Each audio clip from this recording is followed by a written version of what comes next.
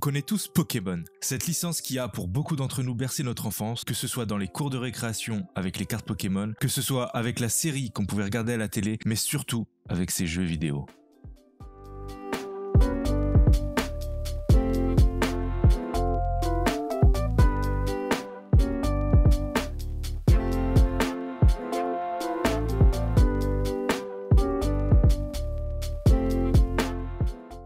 Personnellement, j'ai découvert Pokémon assez tard sur Game Boy Advance avec Pokémon Rouge-Feu. J'ai continué sur ma lancée avec Pokémon Emerald et Pokémon Saphir. J'ai suivi la hype de la sortie de la 4e génération avec Pokémon Diamant. J'ai découvert la 2e génération avec Pokémon Argent Soul Silver et mon aventure dans la série s'arrête au milieu du jeu Pokémon Noir. Pokémon est bien plus qu'une simple série de jeux vidéo. C'est une aventure immersive qui a su capturer nos cœurs et notre imagination à travers les générations. Ces jeux ne se limitent pas à une simple quête pour devenir le meilleur dresseur, mais ils nous ont enseigné des leçons de persévérance, d'amitié et de dépassement de soi. Depuis les premiers pas hésitants dans la région de Kanto jusqu'au voyage épique à travers des terres inexplorées, chaque jeu Pokémon nous a offert des moments inoubliables, des défis exaltants et des rencontres palpitantes avec des créatures toutes plus fascinantes les unes que les autres. Qui peut dire qu'il n'a jamais passé 1 heure à choisir son starter? Qui peut dire qu'il n'a jamais galéré sur un combat en pensant ne jamais pouvoir le passer? Qui peut dire qu'il n'a jamais connu cette satisfaction que l'on éprouve quand on capture un Pokémon légendaire? C'est pour retrouver toutes ces sensations que je me suis lancé ce défi, finir tous les jeux Pokémon du premier au dernier. Pour rendre ce défi réalisable, je ne vais pas faire les 37 jeux qui sont sortis en Europe, mais j'ai prévu une sélection de jeux que je n'ai jamais fait. Voici la liste des jeux auxquels je vais jouer durant cette aventure. Je lance le jeu Pokémon Jaune et je découvre un générique qui pour moi est tout nouveau, mais peut raviver des souvenirs enfouis au plus profond de vous.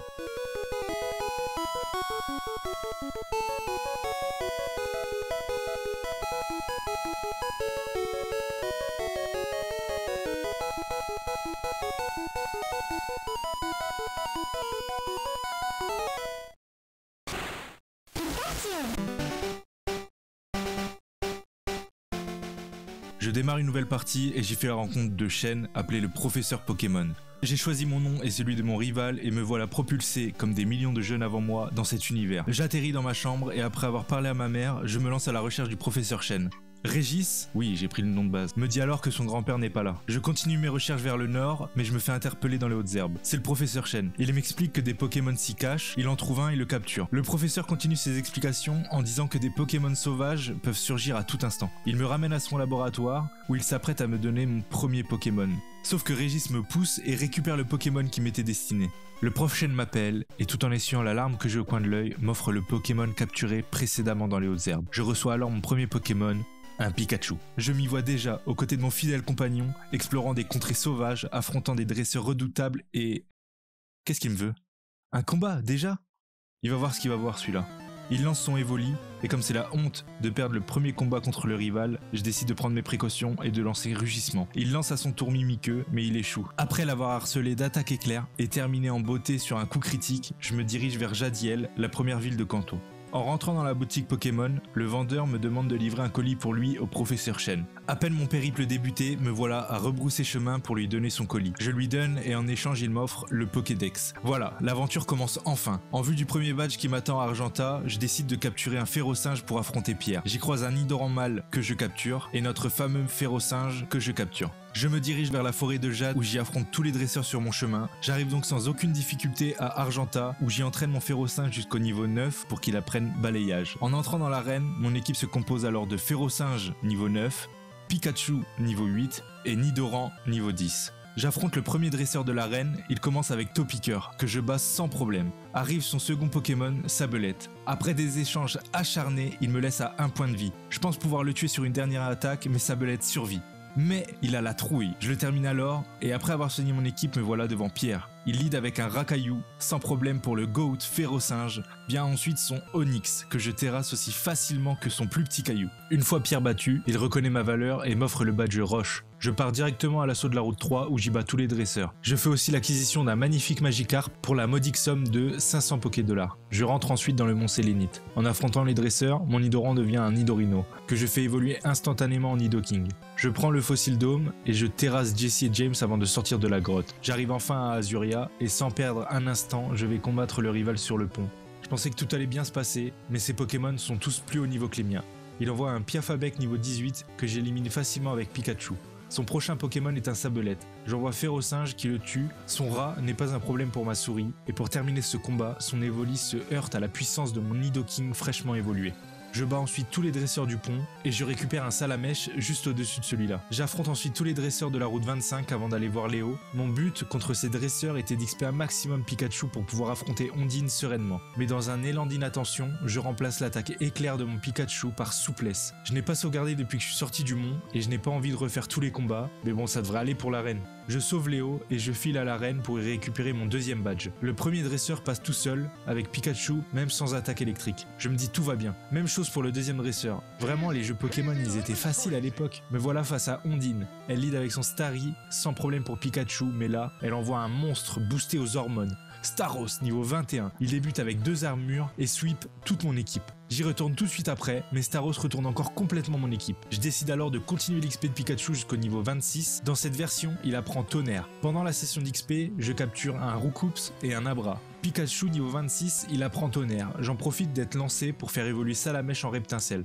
Petit point équipe. Pikachu niveau 26, Nidoking niveau 20, Magikarp niveau 13, Roucoups niveau 17, Reptincelle niveau 16. Je bats Ondine sans difficulté et je reprends la route. J'y affronte les dresseurs et me voilà à Carmin-sur-Mer. Je file en direction de l'Océane, j'y affronte tous les dresseurs et mon Magikarp évolue en Léviator. Le rival pointe le bout de son nez juste avant la cabine du capitaine. Je le défonce littéralement avec mon Léviator. Je récupère la CS Coupe dans la cabine et en vue de l'arène du Major Bob, je vais dans la grotte Topiqueur pour y capturer un trio piqueur niveau 31. Il me permet de one-shot son Raichu, je remonte à Azuria pour prendre la bicyclette et je pars dans la route 9 en direction de l'Avant-Ville. J'y affronte une nouvelle fois tous les dresseurs et me voilà dans la grotte sombre. Je pensais pouvoir la passer sans flash, mais dans cette version on n'y voit vraiment rien. Je décide donc de rebrousser chemin pour aller chercher la CS. Je passe la grotte et les dresseurs et j'arrive à l'Avant-Ville. Mais la peur de cette musique prend le dessus, du coup je pars à Céladopol. J'y achète la CT Empalcorn et je la prends à Nidoking. Cette attaque sera déterminante pour la suite de l'aventure. Je pars affronter Erika, ça passe tout seul avec Reptincelle et Nidoking. Je descends dans le repère de la Team Rocket au casino où l'amusement est vraiment présent.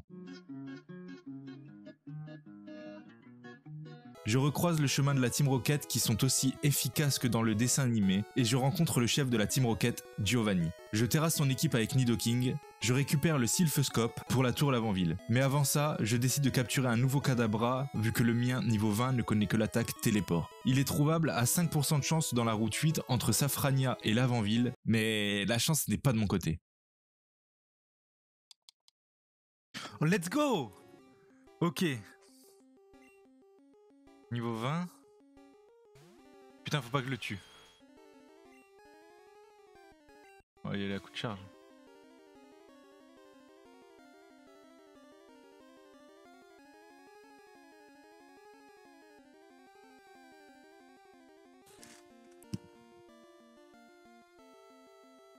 Bon bah... Moi j'ai pris d'expérience. Après quelques minutes de recherche, je capture le prochain que je croise.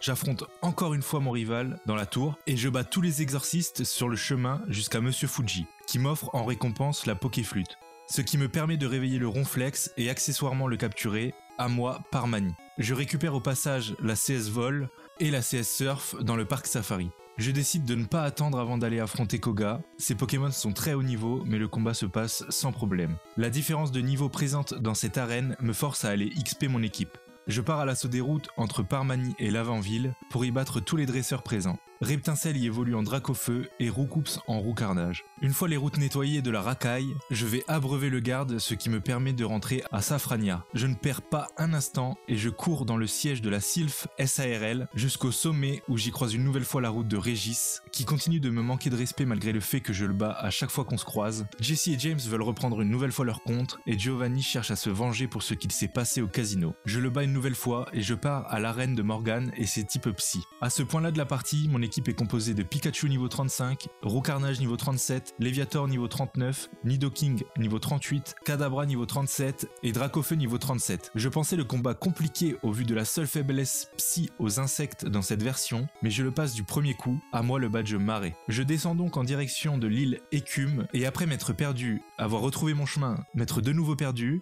je réussis enfin la première énigme qui me permet de bloquer l'eau au niveau -4. Je réussis aussi la deuxième énigme qui me permet d'arriver face au majestueux Articodin. Son type glace sera important pour le conseil 4, notamment Peter et ses types dragons. Après l'avoir affaibli, je me rends compte que je n'ai que des Super Balls, ce qui n'est ma foi pas très efficace pour capturer un Pokémon légendaire. Je décide de reset et d'aller me procurer des Hyper Balls. Me revoilà face à la bête et après quelques resets... Boum! Let's go! Putain, j'y croyais plus! Je sors enfin de ces malheureuses grottes et me voilà à Cramoisil. Je vais chercher la clé secrète dans le manoir et je pars affronter Auguste dans son arène. Le combat n'a pas été bien compliqué avec Léviator, déjà 7 badges sur 8. Dans ma lancée, me voilà déjà en direction du 8ème et dernier badge. Je me retrouve une ultime fois face à Giovanni, c'est le plot twist de ce jeu. Le grand méchant du jeu est en fait le dernier maître d'arène que l'on doit battre pour pouvoir espérer affronter le Conseil 4. Sans surprise, je le bats et je pars en direction de la route victoire. Mon rival, qui n'a jamais peur de subir une nouvelle humiliation, me défie une nouvelle fois, mais l'issue de ce combat est comme tous les autres. Je galère un peu sur les épreuves dans la grotte, mais j'arrive finalement à y trouver la sortie. À peine arrivé au plateau Indigo, je fais mes emplettes pour affronter ce fameux conseil et devenir le grand maître Pokémon. De base, je voulais utiliser la strat que les speedrunners utilisent avec Nidoking, mais j'ai fait quelques erreurs pendant l'aventure qui ne me permettent pas de le faire. J'ai appris la CS Force à Nidoking, j'ai jeté la CT Tonnerre que le Major Bob nous donne, et surtout, j'ai jeté toutes les huiles et élixirs qui permettent de recharger les PP des attaques de nos Pokémon, en pensant pouvoir en acheter une fois arrivé au plateau Indigo. Je suis donc obligé d'utiliser l'ensemble de mon équipe qui est largement underlevel. Mon équipe pour la ligue est composée de Pikachu niveau 42, Léviator niveau 41, Nidoking niveau 52, Kadabra niveau 39, Dracofeu niveau 38 et Articoda niveau 50. Je commence face à Olga, mon Pikachu arrive à passer ses 4 premiers Pokémon et il est aidé par Articodin qui bat le low class. J'arrive face au deuxième maître Aldo, où j'enchaîne en alternant entre Léviator et Articodin, suivant la faiblesse de ses Pokémon. Agatha la doyenne et ses types ténèbres passent non sans difficulté. À ce moment, je me vois déjà venir à bout du conseil et du maître Pokémon du premier coup. Face à Peter, Pikachu bat Léviator et Articodin s'occupe du reste. Me voilà face à Régis qui est devenu le maître Pokémon juste avant moi. Première erreur, je pensais pouvoir soigner mon équipe devant lui comme pour le conseil, mais une fois rentré le combat commence directement. Je lead avec Pikachu face à son Sablero, ce qui lui permet de venir à bout de mon Léviator une fois que je l'envoie, et son deuxième Pokémon Alakazam arrive à sweep toute mon équipe. Confiant et plein d'orgueil, je ne voulais pas sauvegarder entre les combats, je décide donc de reset et de recommencer depuis Olga. Mais là, c'est la descente aux enfers. Olga arrive à battre mes Pokémon sur les 3 prochaines tentatives, je décide donc d'acheter plus de soins et de rappels. À la 4ème tentative, je me retrouve à nouveau face à Régis, mais il me bat une nouvelle fois. C'est arrivé à la 12ème tentative que les étoiles s'alignent, j'enchaîne le conseil 4 sans trop de pertes, et me voilà, pour une 3ème fois, face à mon rival. Regarde, get ça. Vraiment regarde, parce que là c'est la consécration. Allez, ciao. Ok. Précision plus. Télékinésie mais échoue. Empalcorn. Mais comment ça, il a rien senti? Comment ça? Je comprends pas. Il sent rien? Il sent strictement rien. Oh!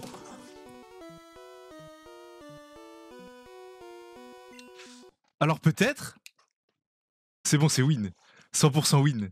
Laser glace, y'a plus de noix de coco. Alors attends. On va... Pause technique. Voilà. Ok, là c'est mieux. Hypnose, ça n'a aucun effet. Laser glace. Il meurt. Let's fucking go. D'accord. C'est qui après? Magnéton. Il faut du sol. Je remets lui. Séisme.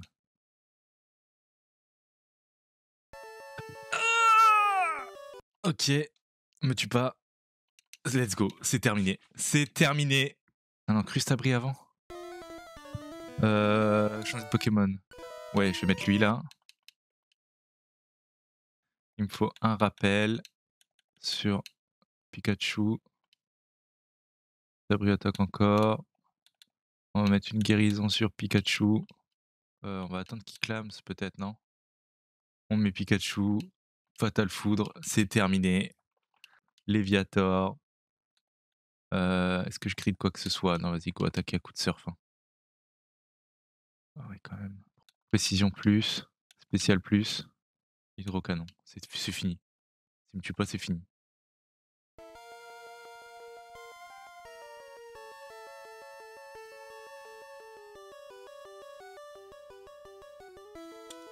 Let's go. Et c'est ciao. Ma gloire, où qu'elle est? C'est pas juste. Allez, casse-toi de là, casse-toi de là. Et voilà. L'aventure s'achève ici. Jesta niveau 55, célébrité. Death niveau 45, célébrité. Oh, le Léviator niveau 42 qui a bien carry. Le Kadabra niveau 39. Un peu déçu. Il n'a pas servi à grand chose. À part à tanker les attaques d'Alakazam. Bah désolé mais Kemp il a encore moins servi là. On va pas se mentir. Hein. À part tanker vite fait pour soigner les autres. Hein. Articotin niveau 52 lui il est banger. Je regrette pas du tout d'avoir galéré à le capturer.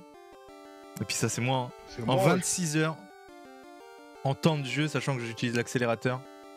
Fin de tournage, c'est une fin de tournage, merci beaucoup. Bah y'a personne, y'a que toi nous. Merci à toi. Alors voilà, c'est la fin de cette vidéo. Si la vidéo t'a plu, n'hésite pas à mettre un j'aime et à t'abonner à cette chaîne. Aussi, je tiens à préciser que je vais faire la suite de cette aventure en live sur Twitch, la chaîne s'affiche ici. N'hésite pas à venir t'abonner pour ne pas manquer mes prochains lives. Je vous dis à la prochaine en live, salut.